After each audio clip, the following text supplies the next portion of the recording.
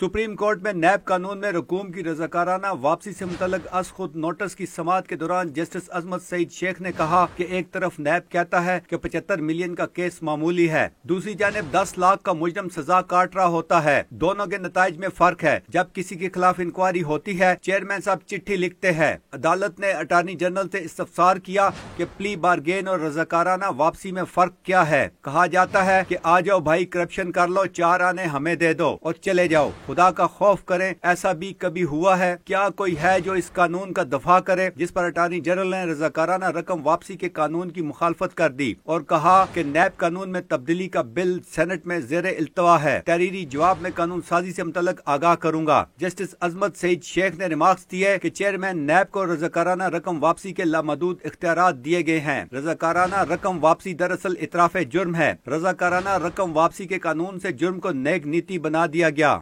रजाकाराना रकम वापसी का कानून ऐसी शानदार तरमीम करके लाया गया कि क्या कहने, इस पर आंखें बंद नहीं कर सकते। जस्टिस गुलजार ने रिमार्क्स दिए कि 5 लाख के मुलजम को 15,000 लेकर छोड़ा जाता है। क्यों ना इस मामले पर चेयरमैन नैब को नोटिस जारी करें। जस्टिस अजमत सईद ने कहा कि अदालत खुद मुकदमे का फैसला करेगी। अदालत ने अटार्नी जनरल समेत सूबाई हुकूमतों और एडवोकेट जनरल इस्लामाबाद से जवाब तलब करते हुए केस की समाअत 8 नवंबर तक मुलतवी कर दी। हसीब भट्टी, डॉन न्यूज़, इस्लामाबाद।